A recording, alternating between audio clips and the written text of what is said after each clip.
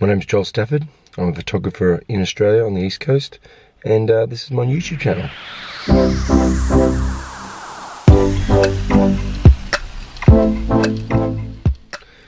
Now, it may seem weird where I am right now. It's actually in my car. You can't really see too much. Lighting's a bit, poor. But I've arrived at my location, and it's just at the very start of the Milky Way season, I guess, is when it's rising in the east here in Australia. So I've come down to my location quite early to find a composition and hopefully get a nice shot of the Milky Way rising in the east. Also try and get a few shots using my other camera to get some star trails. It should be a good morning. Let's see how we go.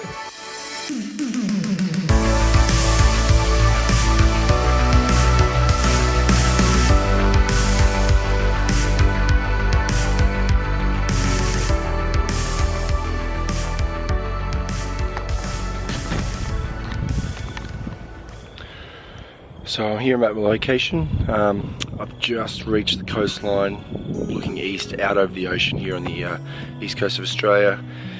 It's nice and dark. It's really early in the morning. I'm trying something that I haven't personally tried before, and that is incorporating moonlight in my nightscapes.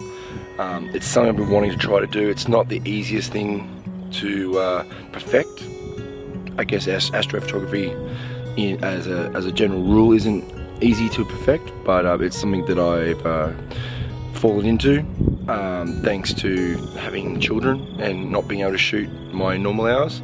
So I've taken up astrophotography. It's been great. The hours are tough though, being nighttime, and I really wanted to give this moonlit scene a good hot crack, and let's hope that I get something that I can walk away with and feel happy with. App Photo Pills, which is probably one of the best apps I've ever used.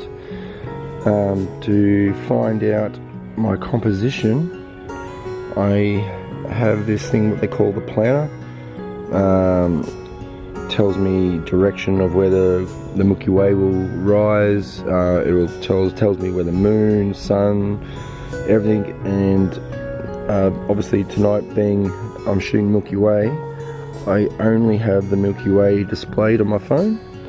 So the little balls indicate the Milky Way, but the smaller balls, which we can actually see there across the rings, are the tail end of the Milky Way. So it's not the middle, not the guts of the Milky Way that we love to shoot, but you can see that thick white line, if I can focus, to the right of my phone screen.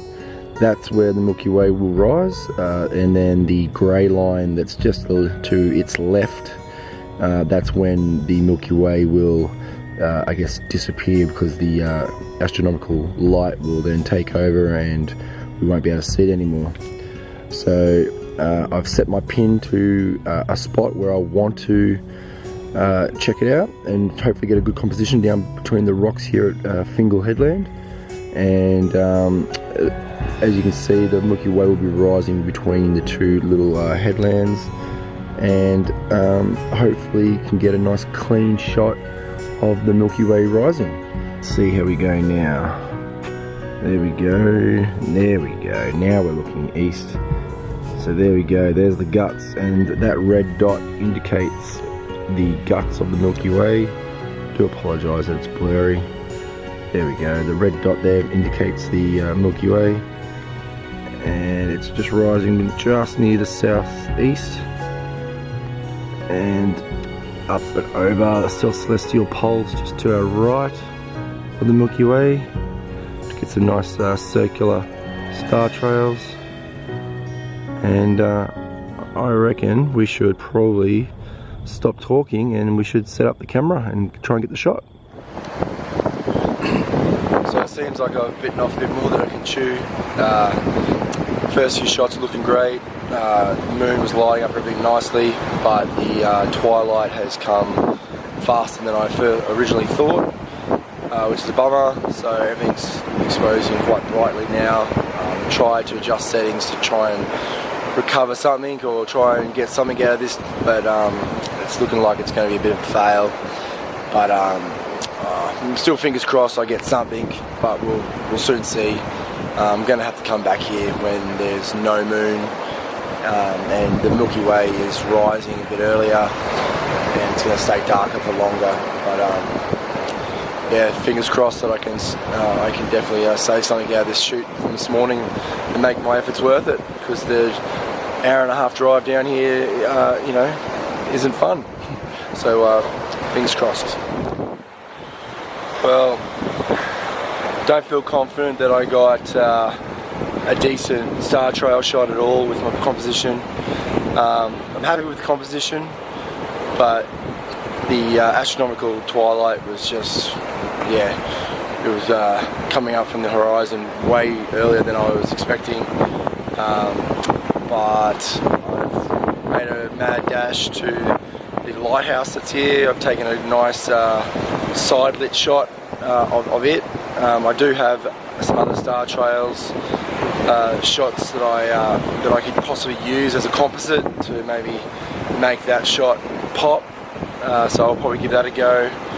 I'm now just, I guess, waiting for sunrise to come up and see what it produces. But other than that, it hasn't been a very successful mission. But it's been a learning curve, and you know, it's my first go at shooting a moonlit nightscape.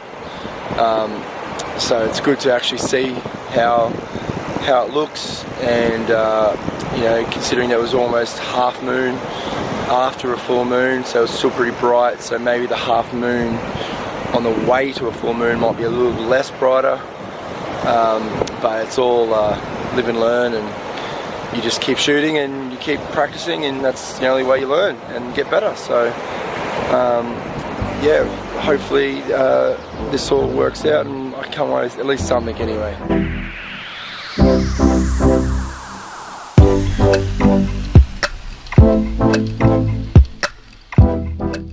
So yeah, that's this will be my first video.